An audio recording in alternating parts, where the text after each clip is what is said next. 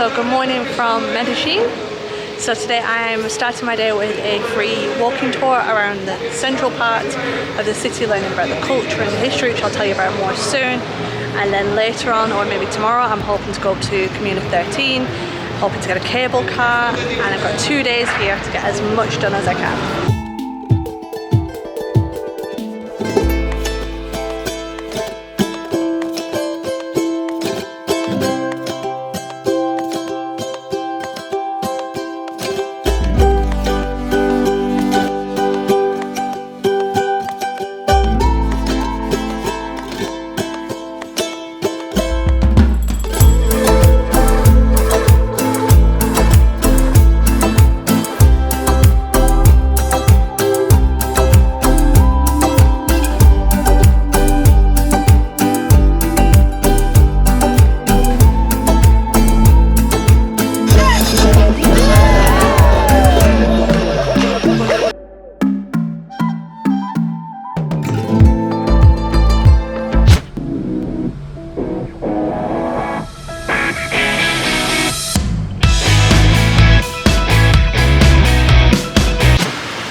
Okay, so welcome to Medellin.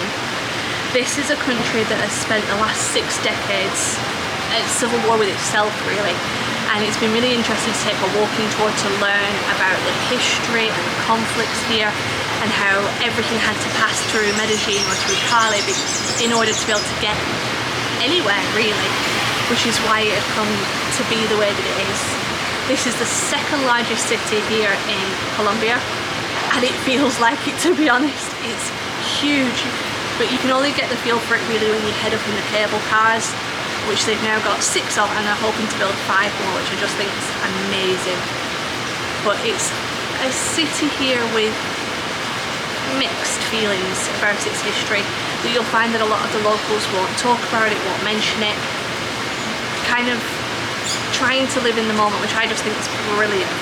But like the things that we were learning when you think about how much conflict that they have is that people were paid up to 2 million to kill a police officer when I was a kid. But now the standard living wage is 1.3. So you can see why people were drawn into it, why they were tempted by everything that was going on. And so for the people here to invest so much in themselves, to say we want better, we want change, I just think it's amazing. Come with your eyes open, understand that people here still live a difficult life. There are a lot of people that are what they call penny dependent here. So they sell the sweets on the street and things like that, and they really are just selling sweets because that's their economy, that's where they're at. And so anything that we can do to help, I think is wonderful. Join me as I wander, as I go on my walking tours, as I learn so much more about the history here and hopefully get to embrace a little bit of the culture.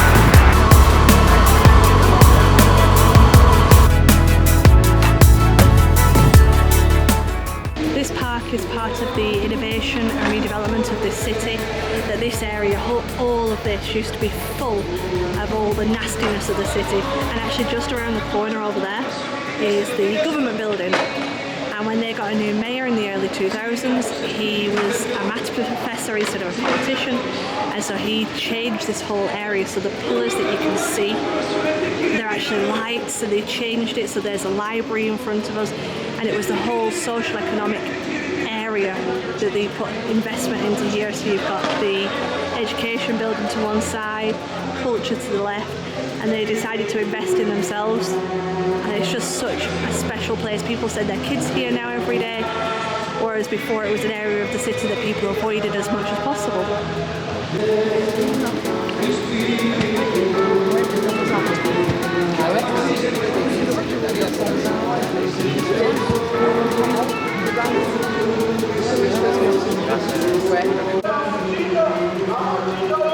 Condensed milk. Creamer. Not bad.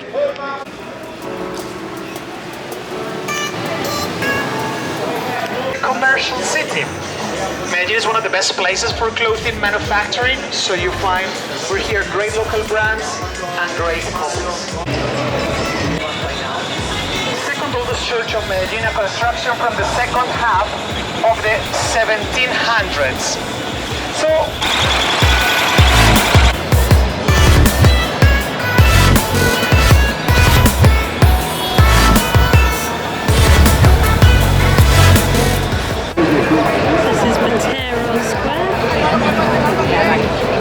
and Google tells me he's the highest paid living artist at the moment.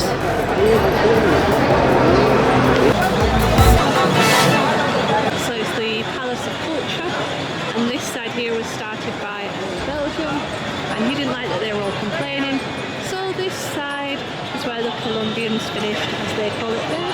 Cool.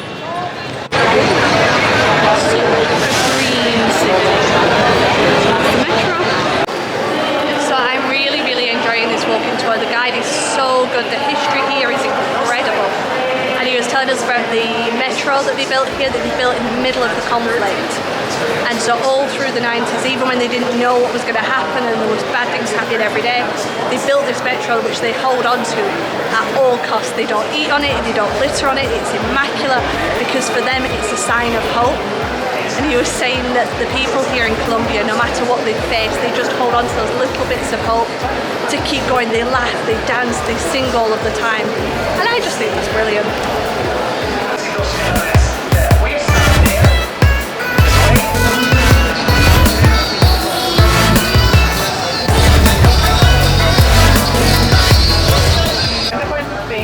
The man over there where it says Victor. The band was where that potato torso is. Hundreds of people in the middle having fun, dancing, drinking, maybe aguardiente, who knows, in the middle of the strong pigeon. We don't say Medellin is perfect, but the new symbol is reminding us that Medellin is improving every time. Now, we finished the tour here to make you aware that you make part of that strong symbol. Not only today you took this tour, in the future, when you go back home and you will have conversations with your friends and family, they will ask you, hey, mate, you were in Colombia, you made it. Tell us Colombian things.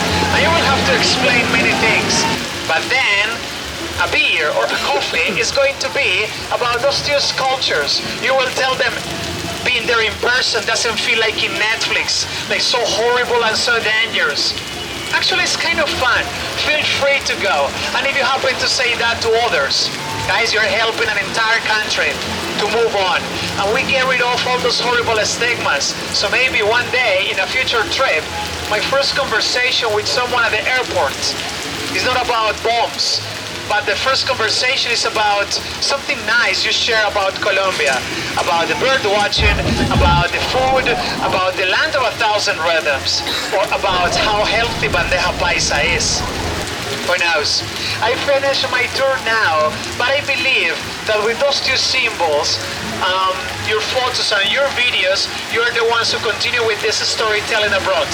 So please don't forget that. Chicos, that's all. Muchísimas gracias. Thank you so much for coming. Thank you a lot.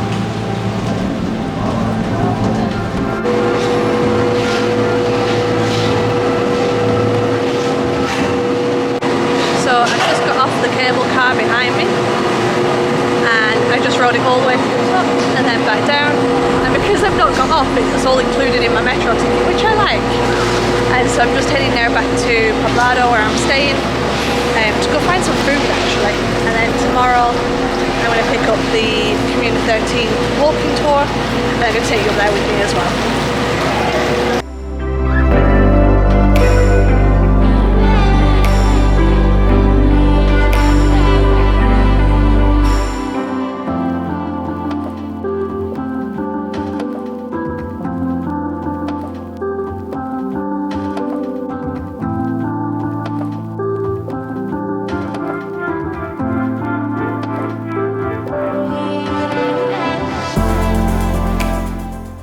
7 hills. We call them mountains.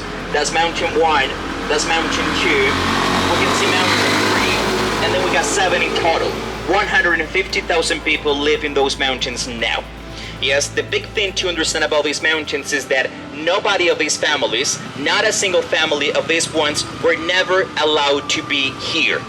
Yes, all of these people are farmers, indigenous, and Afro-Colombians who used to live in the countryside of Colombia. In the 70s, when the countryside of Colombia was so dangerous, these people got displacement situation, which is literally they have to leave their places to come to the cities for safety. Good morning. So today I am on the Comuna 13 tour, so we're just starting out now. It's really, really interesting to hear about the history and everything, the violence of everything that happened here, and how they've invested in themselves here to build the cable cars, to build schools.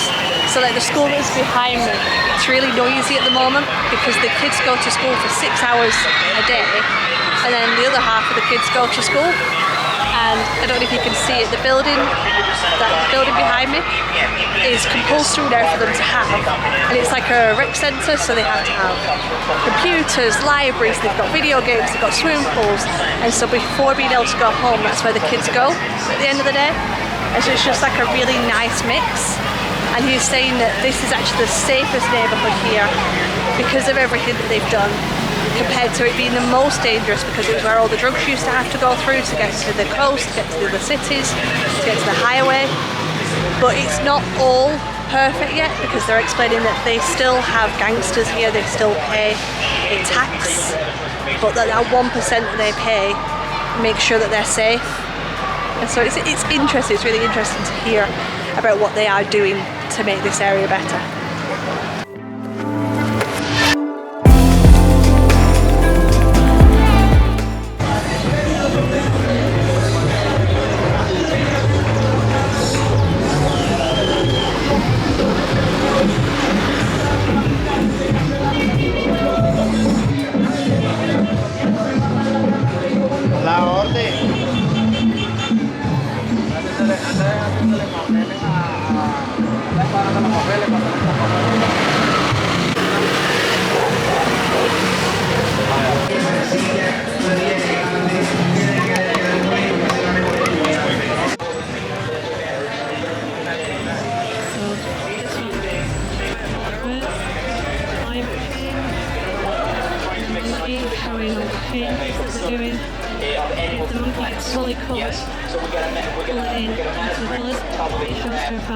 The left side we got a tree made out of a heart made of tree.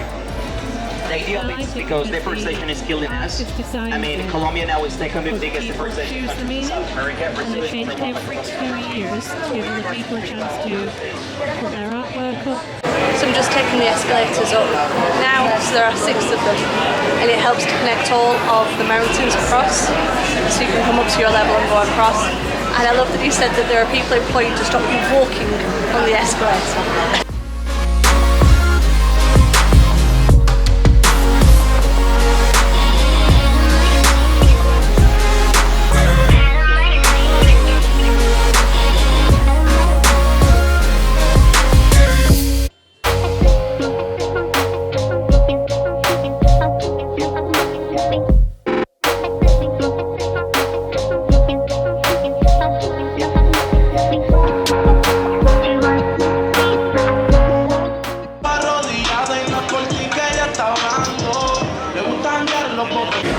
So it's amazing to see the work that they're doing here, and they're using all the aspects of hip-hop to create jobs and economic development here. So kids are going to foundations where they're dancing, they're being promoted. The graffiti on the walls is they're being sold in galleries around the area, and it's just proof that if you want to change, you can.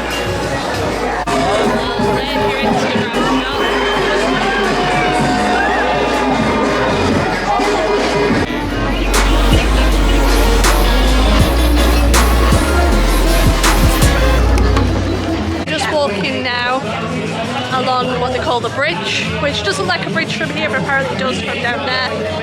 It's so noisy here. But I am heading to find food. we're heading back down. He said the best food is on Mountain 2 and Mountain 3. So that's what I'm doing.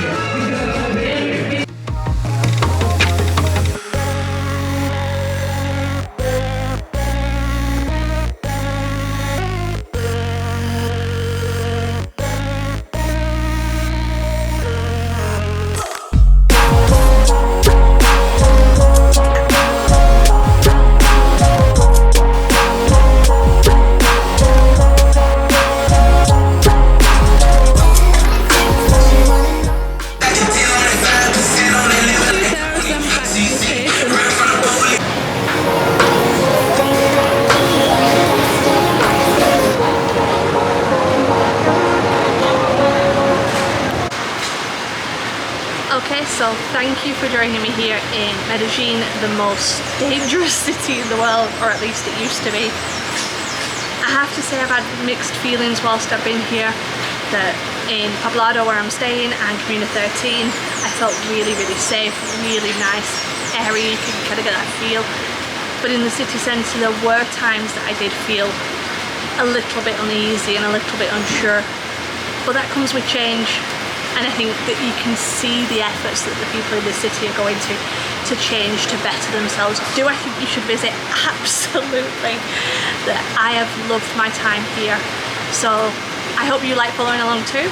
Please subscribe, like, join me on Miss.tiff.travels, and join me in the next video when I'm heading to Guatape tomorrow.